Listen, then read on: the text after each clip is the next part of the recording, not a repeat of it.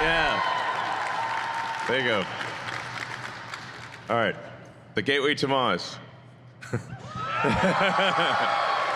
So here we are. Here we are at the newly incorporated Starbase, Texas.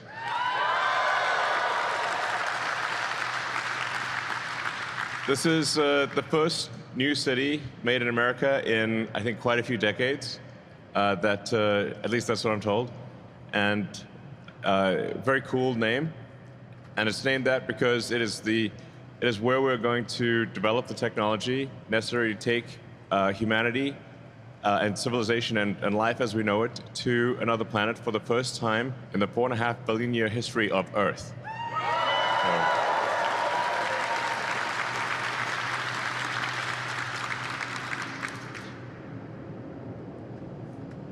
So go with this little video here. This is how it started off, with basically nothing. So Starbase started off as basically a sandbar with nothing. Even those little things we built, obviously.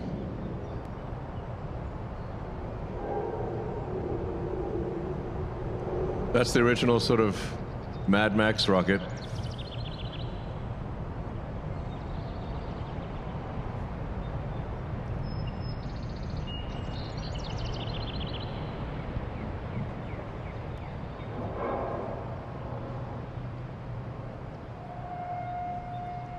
This is where you discover lighting is very important for that Mad Max rocket.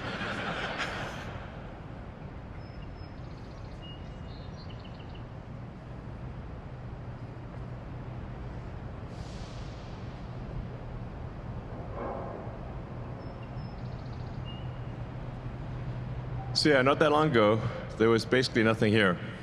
And in the space of about 5 or 6 years, thanks to the incredible work of the SpaceX team, we've built a small city.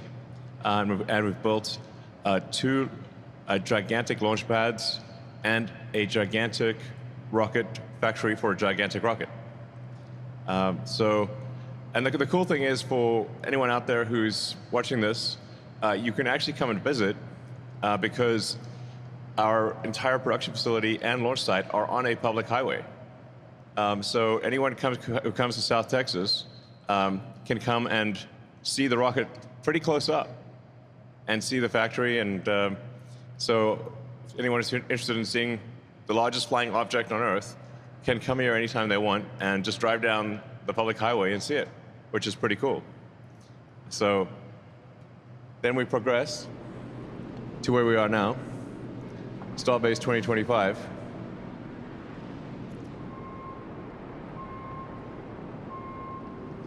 So we're now at the point where we can produce a ship roughly every 2 or 3 weeks.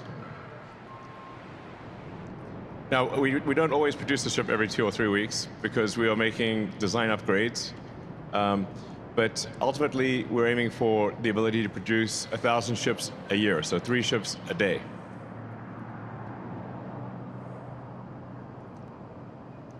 So that's where things are now. I'm standing in that building.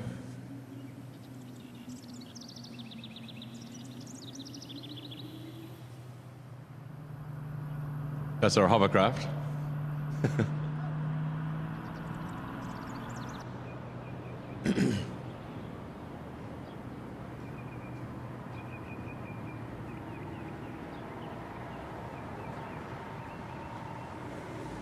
We're driving a booster down the road to the launch site. You can see the mega bays.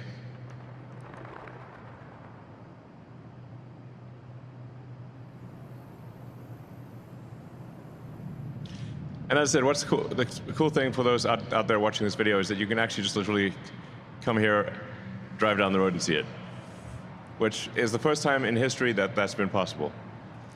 So all this cool stuff, that road on the left there, that highway is public, and you can just come here and see it, which I recommend doing. I think it's very inspiring to see. So that's our Gigabay. So we're expanding integration to produce 1,000 Starships per year. Well, yeah, that hasn't been built yet, but we're building it. That is a truly enormous structure. This will be that'll be one of the biggest structures, I think by some measures, the biggest structure in the world. And it's designed for 1,000 Starships a year. We're also building a gigabay in Florida, so we'll have 2 facilities, one in Texas and one in Florida. It's actually difficult to gauge the size of these buildings because you need a kind of human for scale. When you see how tiny a human is next to that building, you realize just how enormous it is. So when we look at our build comparison vehicles per year, so you look at Boeing and Airbus making airplanes, Starship will be making, at some point, probably as many Starships for Mars as Boeing and Airbus make commercial airplanes. So this is really at a scale, enormous scale. And each Starship will have a capability. Each Starship is bigger than a 747 or an A380. Like, it's truly enormous. And then in terms of Starlink satellites, the version 3 satellites, making on the order of 5,000 a year, maybe at some point closer to 10,000 a year. And those Starlink V3 satellites are each the size of roughly a 737. They're pretty big. That compares to the B-24 bomber in World War II. Now, it's still small compared to Tesla. And Tesla will probably be doing, double or triple that volume in the future. So it just puts things into perspective that it is actually possible to build a vast number of interplanetary starships. And even when you can compare things on the tonnage standpoint, Tesla is still, and other car companies are still building far more complex manufactured tonnage than SpaceX, which just really is a way of saying that it's very achievable. Like these numbers, while they are insanely high by traditional space standards, are achievable by humans because they have been achieved in other industries. Progress is measured by the timeline to establishing a self-sustaining civilization on Mars. That's how we're gauging our progress here at Starbase.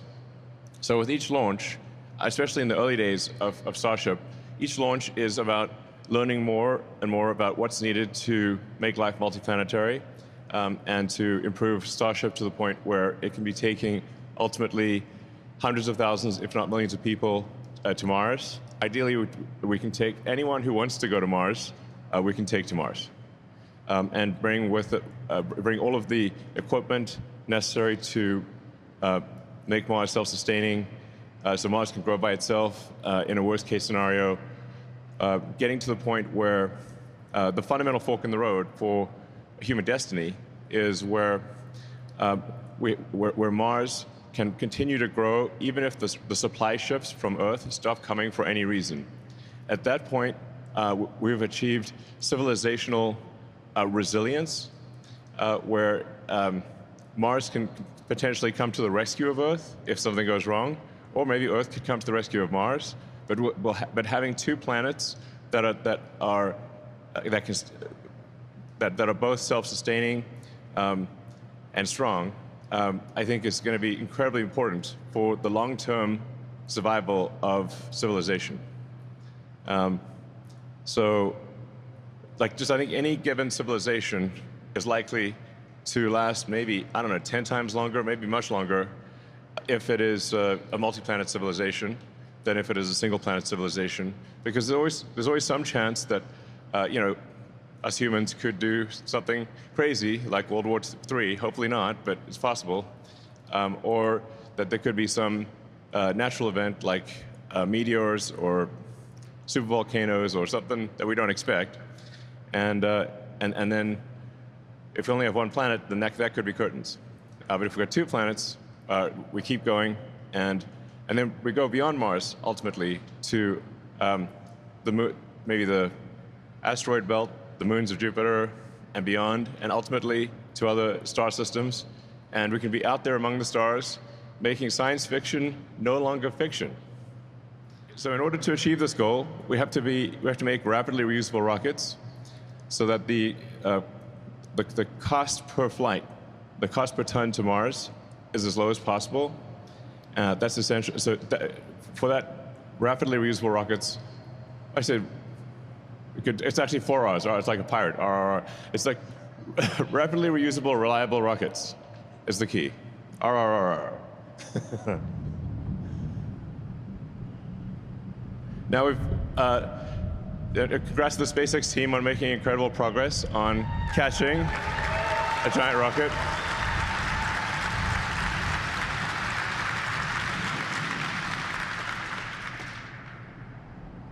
So it's really mind-blowing that the SpaceX team has been able to catch the largest flying object ever made multiple times, using a very novel method of catching it out of the air with giant chopsticks.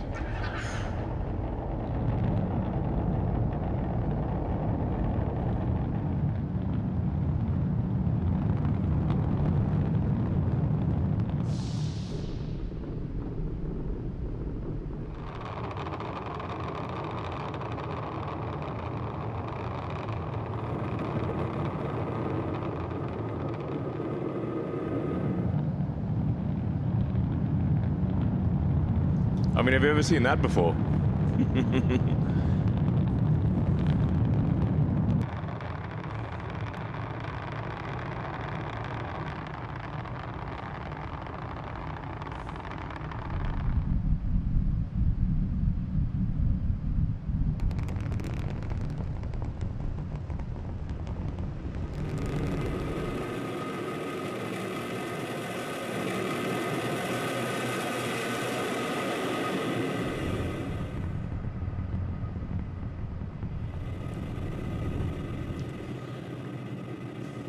Yeah, congrats again. That was an incredible achievement.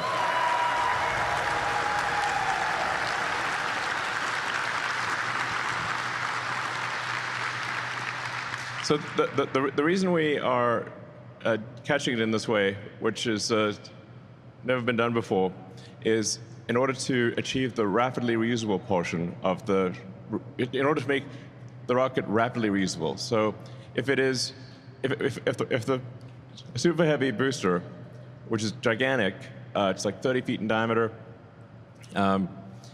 If it were to land with landing legs on a landing pad, we would then have to pick it up, stow the legs, and put it back in the launch pad. And it's quite difficult to transport such a large thing. But if we catch it with the same tower that it's used to put it in the launch mount to begin with, that is the best case outcome for rapid reuse. So it literally gets caught by the same arms that placed it in the launch ring, and then it is placed back in the launch ring immediately. So in principle, the Super Heavy booster can be reflown within an hour of landing. So it comes back in about 5 or 6 minutes, one way or another, and then it gets caught by the tower arms, placed back in the launch mount, and then you can refill propellant in about 30 to 40 minutes, and place a ship on top of it, and in principle, refly the entire booster every hour. Maybe every 2 hours to give it a little bit of extra time. But let's just say it's in the limit of rapid reuse.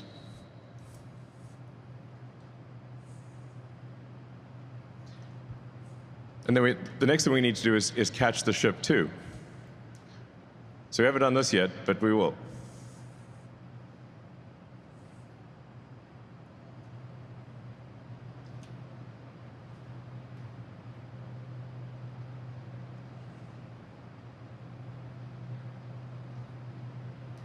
So that's what we hope to demonstrate later this year, maybe as soon as 2 or 3 months from now. And then the ship would be placed on top of the booster, and then again refilled with propellant, and flown again. With the ship, it takes a bit longer because it's got to orbit Earth a few times until the ground track comes back over the launch pad. But the ship is also intended to be reflown multiple times per day. This is the new Raptor 3, which is an awesome engine. Big hand to the Raptor team for this. This is very exciting.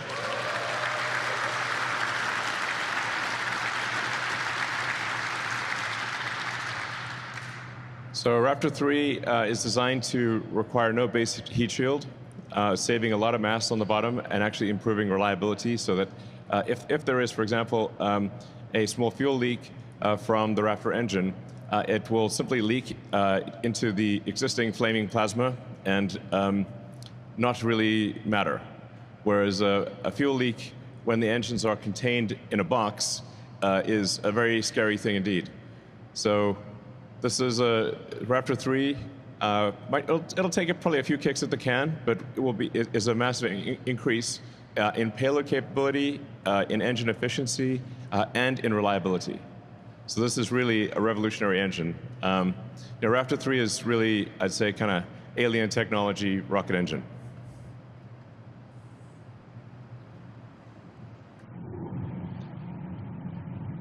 I mean, even industry experts, when we showed a picture of the Raptor 3, said that engine is not complete.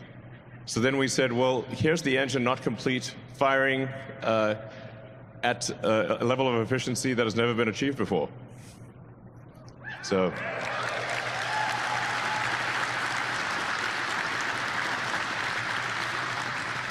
I mean, that is one clean engine.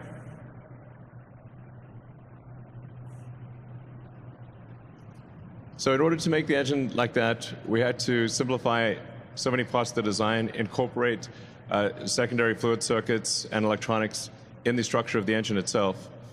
So everything is contained and protected. It is a marvel of engineering, frankly.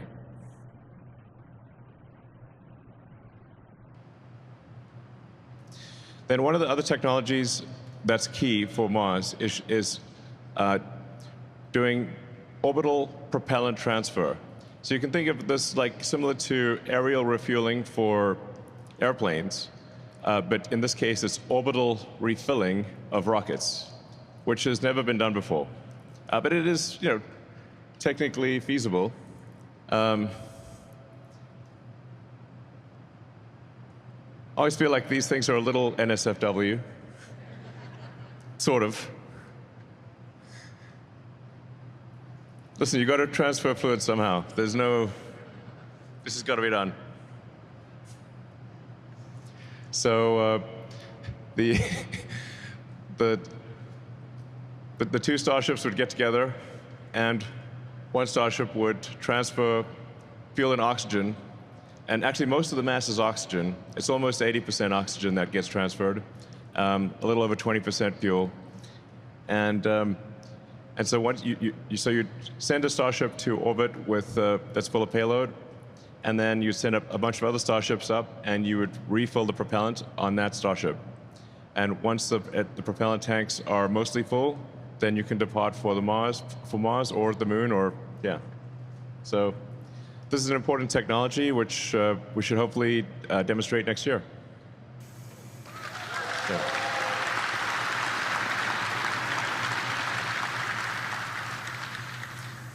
So then with one of the toughest problems to solve is the reusable heat shield. So no one has ever developed a truly reusable orbital heat shield. So it's extremely difficult to do so. Even the shuttle's heat shield required several months of refurbishment, basically fixing broken tiles, testing each tile, and because it's an extremely hard problem to be able to withstand the extreme heat and pressure of reentry. And the only things that can really withstand this level of heat are advanced sort of ceramics,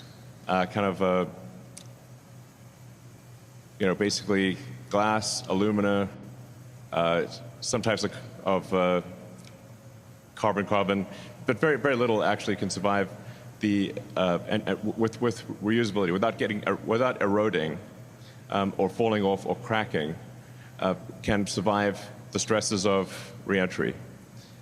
So this will be the first time that it's done, that a reusable orbital heat shield is developed. And it needs to be obviously extremely reliable.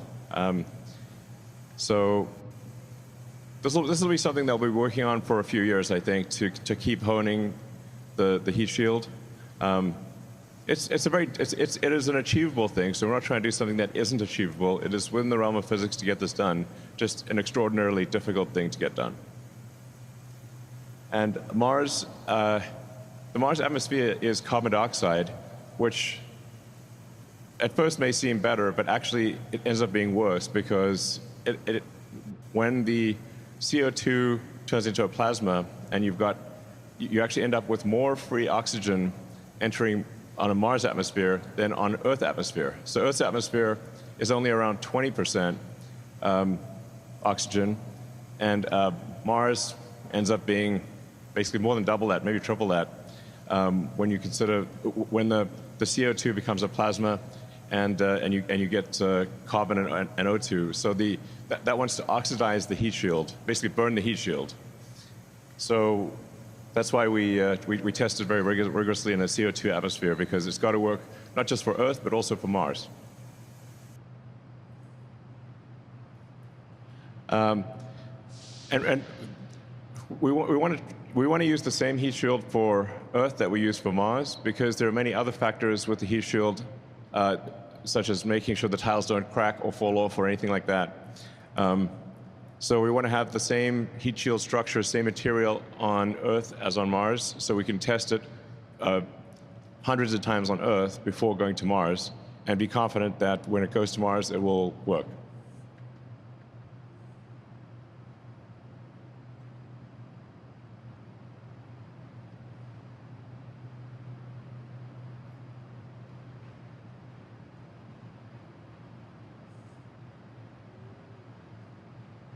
So we're developing some next-generation Starships, which have a number of improvements versus our current gen. So it's taller, for example, and has a better the interstage between the ship and the booster. You can see that sort of the sort of struts there. That makes it easier for the flame. Like that right there. When doing hot staging, which is when we light the ship's engines while the booster's engines are still firing, the flame from the ship engines can more easily exit through the open struts of the new interstage. And in this case, we'll bring the struts interstage back with us instead of throwing it away. So a little more height here, 72 meters from around 69. Propellant capacity, I think we'll probably push that up a little, maybe 3,700 tons. Long term, my guess is we're maybe around 4,000 tons. And about just over 8,000, probably like 8,300. This will keep getting up. My guess is ultimately we're 4,000 tons here, close to 10,000 tons of thrust. But this is kind of the next level, or the next version of the Super Heavy. So the booster will look a little naked on the bottom because the Raptor 3 engines don't require a heat shield. So it looks like there's kind of parts missing, but that's just because the Raptor heat shield does not. The Raptor 3 does not need a heat shield. So it's just standing there in a bathed in flaming plasma.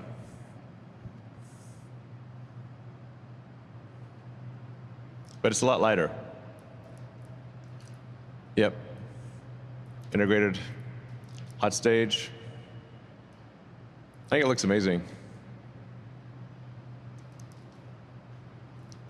And then the ship's a little longer, a little more capable. Moving to 1,550 tons of propellant capacity. And my guess is this probably ends up 20% more than this long term. Yeah,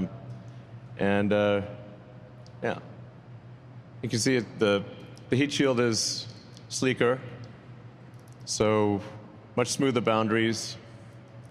As the boundary of the heat shield going to the leeward side is very smooth. No more jagged tiles. I think it looks very sleek.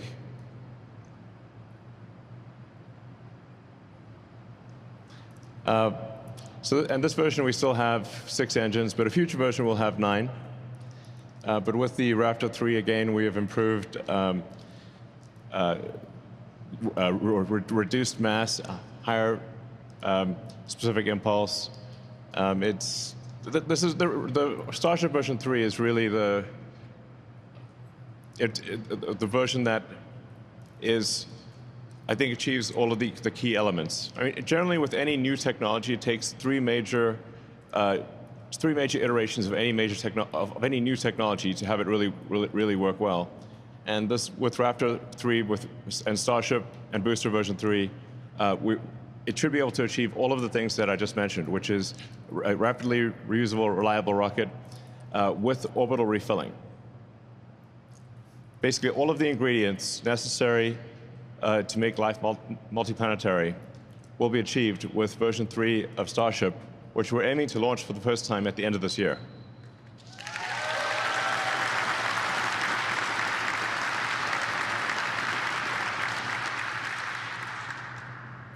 Yeah, so you can see this is kind of where things are on the left, where things will be end of this year in the middle, and as I was saying, kind of where things will be probably long term. Yeah, 142 meters. So, but the one in the middle will be fully capable of doing Mars, and thereafter it'll be a lot of performance improvements, and as has been the case with Falcon 9, we always end up making the rocket longer and increasing payload. So that's the game plan. Pretty straightforward.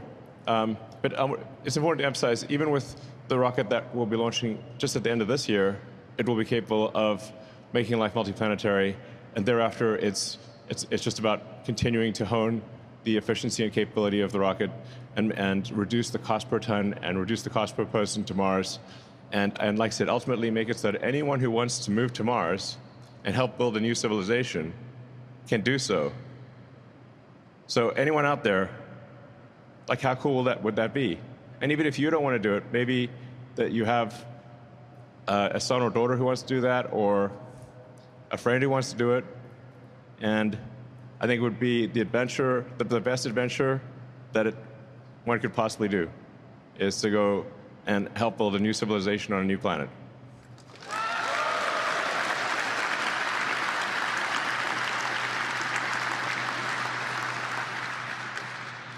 So yeah, ultimately we'll have 42 engines, which it was inevitable.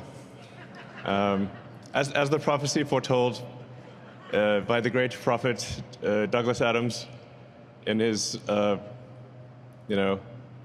The Hitchhiker's Guide to the Galaxy, the answer to the meaning of life is 42. And so inevitably, the Starship stack will have 42 engines.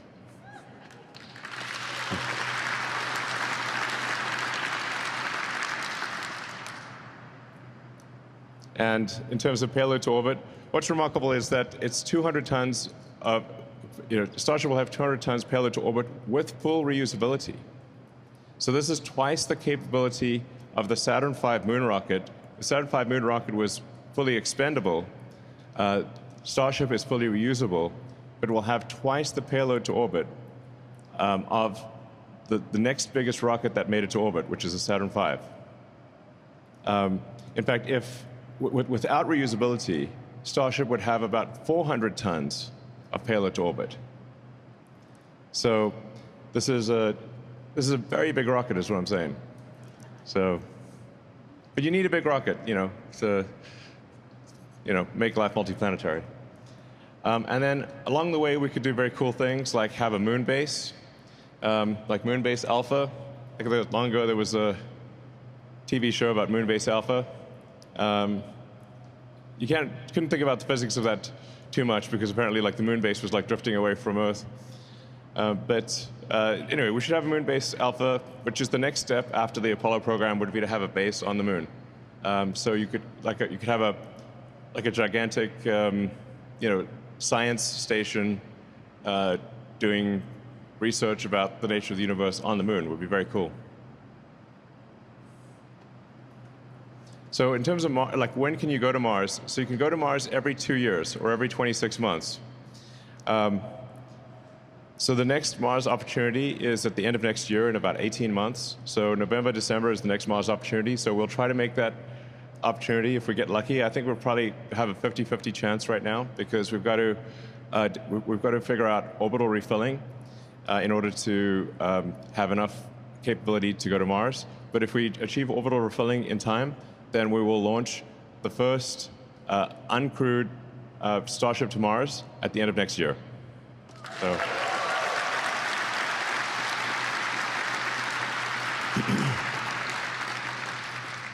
So this gives you an illustration of how does a spaceship go from Earth to Mars. So you got blue Earth there and red Mars.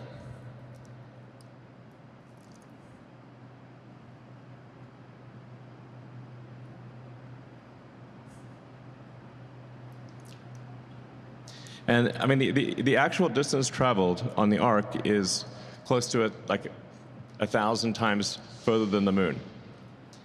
So you can't just go straight to Mars. You have to create this elliptical orbit with Earth at one point and Mars at the other side, at the far end of the ellipse, and then time where you are in that ellipse to intersect with Mars. And this is the orbital transfer, how you do orbital transfer from Earth to Mars. And if you look on your Starlink Wi-Fi router, you'll see this image. Because the Starlink Wi-Fi is Starlink Internet is what's being used to pay for humanity getting to Mars. So I'd just like to thank everyone out there who's bought Starlink, because you're helping secure the future of civilization and helping make life multiplanetary and helping make humanity a space-faring civilization. Thank you.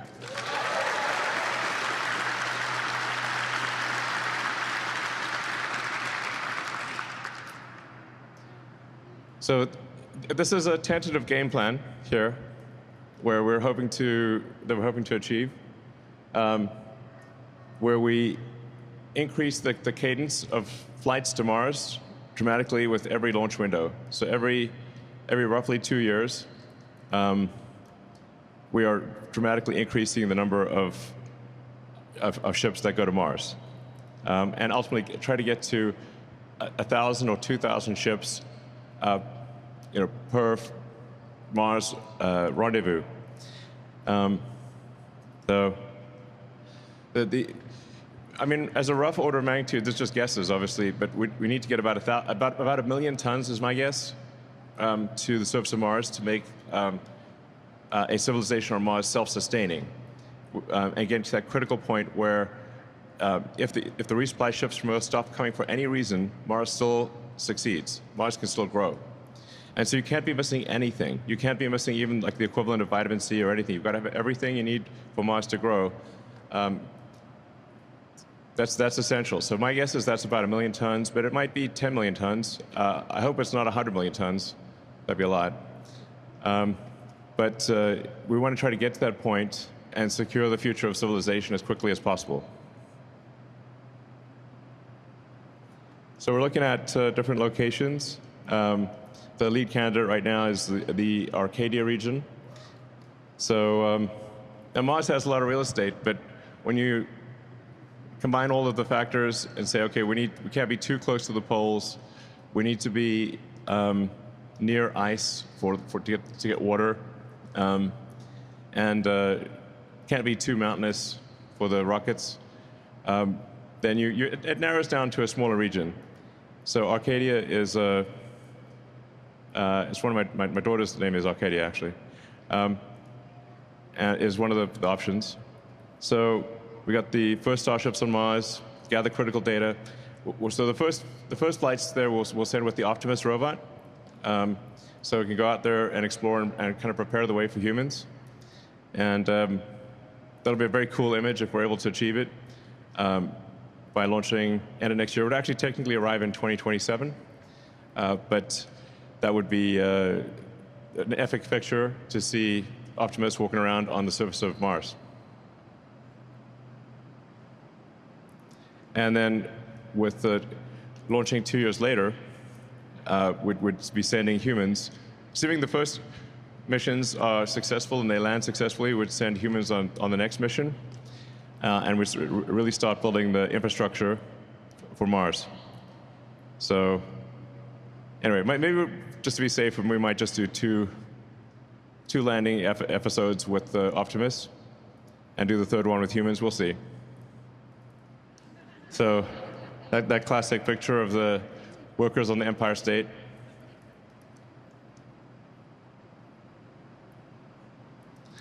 And then for communications on Mars, we'll be using a version of Starlink to provide internet on Mars.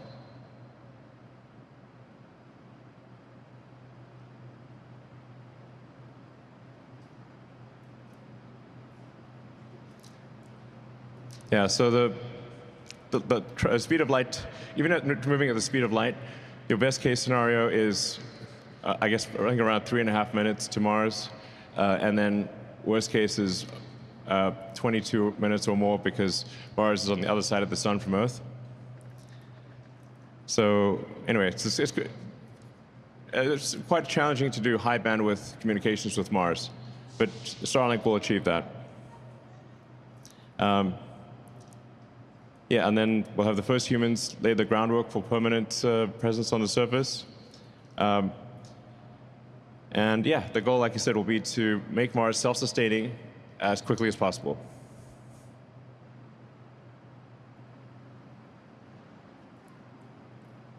So it's just a sort of rough idea of what things will be like for the first city on Mars. My guess is we'll probably put the launch pads a little further away, or the landing pads, just in case. But I mean, for Mars, we're going to need a lot of solar power.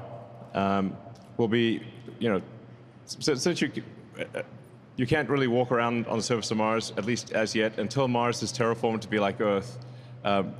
You need to walk around with a Mars suit and be, initially in kind of like glass domes. But it would work.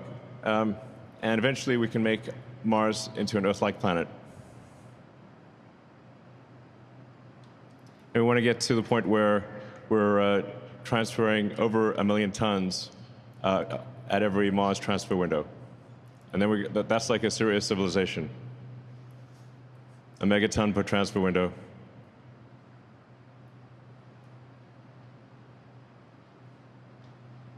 So, yeah. I have a lot of spaceports. I mean, because of the fact that you can't fly there continuously and you have to transfer in these windows, you'd have a gathering of 1,000 ships, or 2,000 ships, or more than that. So we have this kind of like Battlestar Galactica feel, where all these ships are in orbit, waiting to depart, and then they'd all depart. I look at, I think, an amazing image of all these ships departing at once. And then you're going to need, obviously, a lot of launch pads, a lot of landing pads on Mars. Or you'll need to move the ships off the landing pad pretty fast. So if you've got, I don't know, a few thousand ships inbound, probably need at least a few hundred pads, landing pads. And anyway, we'll solve that problem later. So, yeah, anyway, this is like an incredible thing to have, like this amazing city on Mars, the first city on another planet, and a new world.